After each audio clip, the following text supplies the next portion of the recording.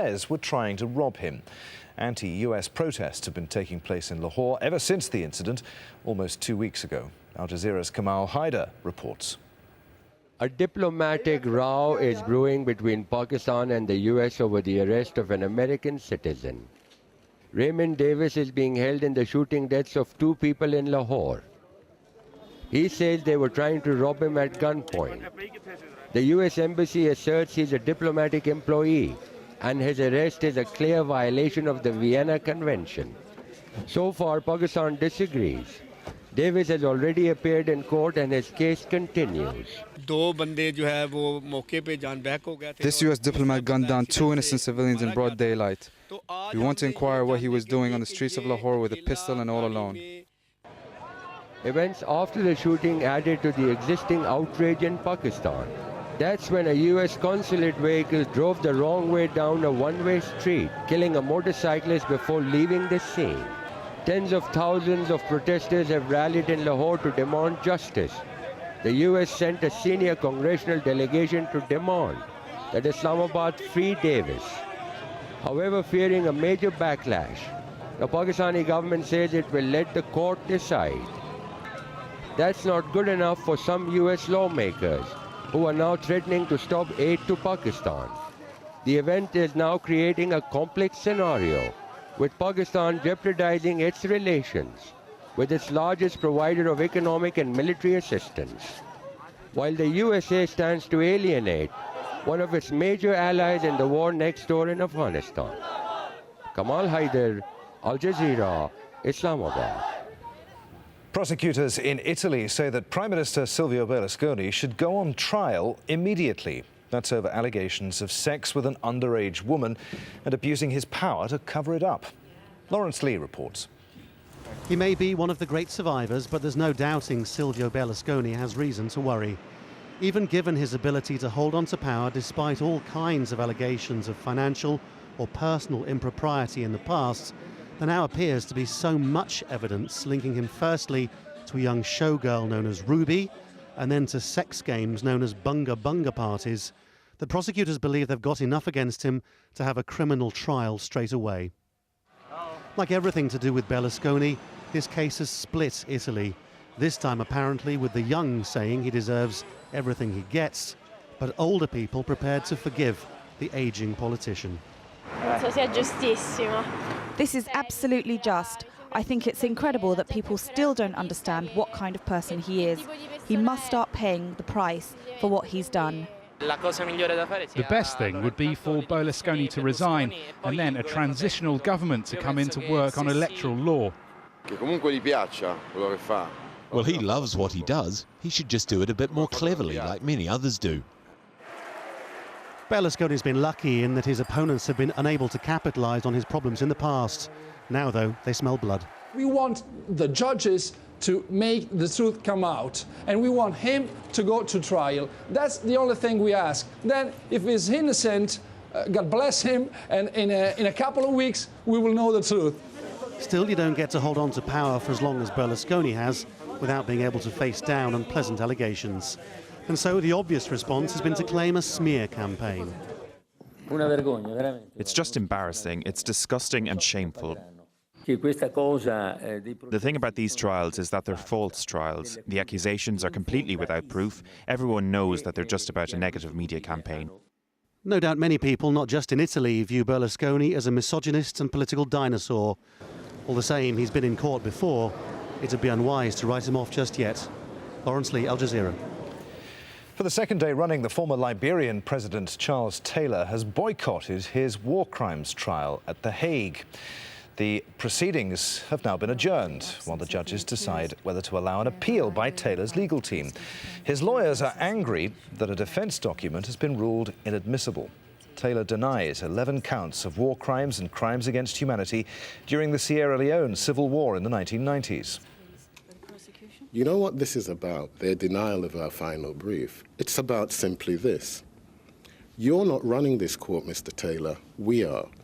And we're going to show you who's in charge by rejecting your final brief. So this is about ego, not justice. And I really don't see that this kind of personalised politics as any part to play in a court of law. The President of France, Nicolas Sarkozy, has banned members of his cabinet from holidaying abroad.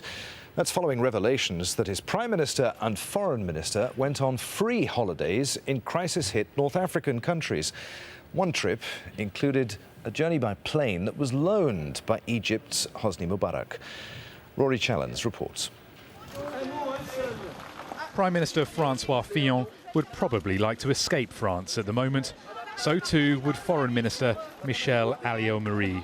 The problem is that's exactly what's got them both into trouble. Monsieur Fillon took his family on holiday to the Nile resort of Aswan, courtesy of Egypt's unpopular President Hosni Mubarak. And Madame Alliot-Marie is facing calls to resign for flying on a private plane to Tunisia for holidays. That plane owned by a businessman with alleged ties to ousted leader Ben Ali. With pictures like these coming daily from the Middle East, it was very bad timing for the politicians. The French media has had a field day, painting the two as cozying up to despots and autocrats. How comes that the French foreign minister and the French prime minister were going to these countries at this very moment when, in the case of Tunisia, the repression and the revolt had already started, and at a time when one could imagine that the French diplomacy was aware that there was a risk of contagion.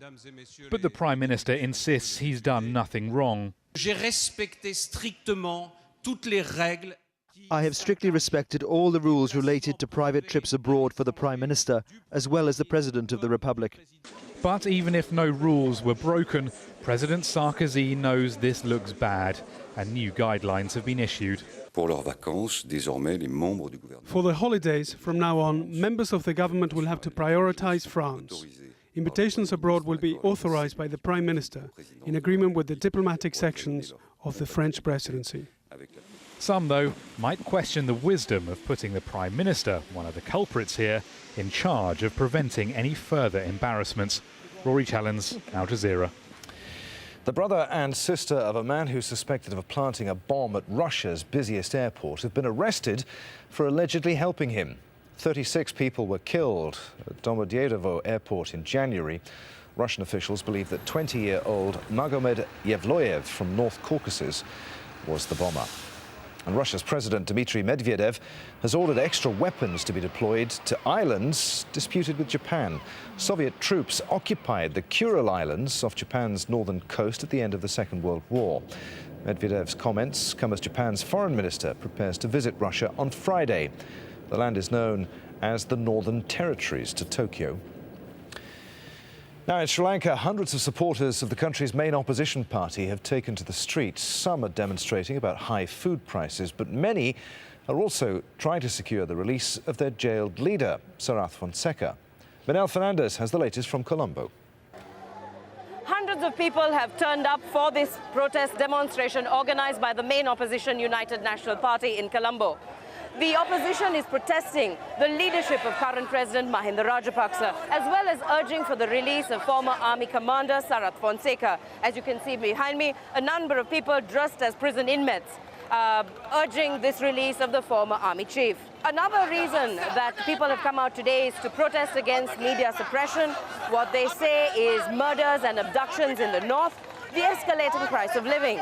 As you can see, we've got goods which are displayed here, vegetables and commodities which have really shot up in price. Manel Fernandez, Al Jazeera, Colombo. Thailand and Cambodia are blaming each other after fighting damaged an 11th century Hindu temple. Cambodia denies its soldiers are using the Priya Vihir temple as a bunker. Recent fighting over border demarcation has killed at least 11 people. Last night, the UN Secretary General Ban Ki-moon rang me and he said, these are armed clashes. I said, no, this is war. So Cambodia is asking the UN Security Council to call an immediate meeting on that. New military talks between South and North Korea have collapsed after just 2 days. They were the first discussions between the two sides since 4 people were killed in the shelling of a South Korean island in November. Here's Al Jazeera's Harry Fawcett. Day 2 of these talks was recorded in still pictures, not video, and in the end there was a similar lack of movement in the positions of the two sides. Today, South and North Korea proceeded with the second working-level meeting for the inter-Korea high-level military talks in the House of Peace in Panmunjom, but it ended without agreement. South Korea wanted any high-level talks to centre on and result in so-called responsible measures for 2 fatal incidents in 2010. The shelling in November of Yeonpyeong Island, south of the disputed Western Sea border. 2 Marines and 2 civilians were killed, and the sinking of its Chonan warship in March, with a loss of 46 lives. According to the South Korean account, the northern delegation said those issues would only be embraced as part of a wider discussion about provocations by both sides.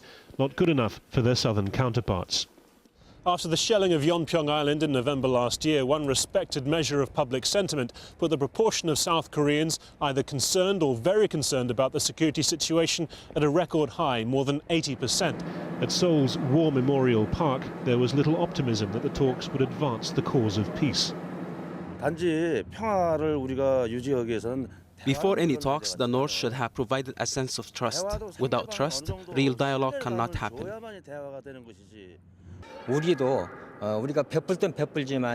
We have to provide aid to the North when we have to, but now it is time to stick to principle. North Korea should make an apology.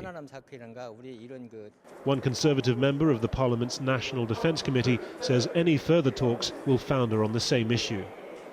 They will talk, but they cannot find any point or any space or any area of cooperation or agreement. There is another view that North Korea is becoming increasingly desperate for a resumption of aid, and that its sheer willingness for talks in the first place signals a potential appetite for compromise. But in 2 days of discussions this week, compromise was as elusive as ever. Harry Fawcett, Al Jazeera, Seoul. In Indonesia, 1,200 police are being deployed for the latest trial of the Muslim cleric Abu Bakar Ba'asyir. It's the 3rd time that he's been before the courts in 10 years. Al Jazeera's Step Varson reports. He is known for his fiery speeches and endless campaign for an Indonesian Islamic State. 72-year-old Abu Bakar Ba'asyir has never been convicted of direct involvement in terrorist attacks, despite 2 previous trials and jail terms. Prosecutors now say they have enough evidence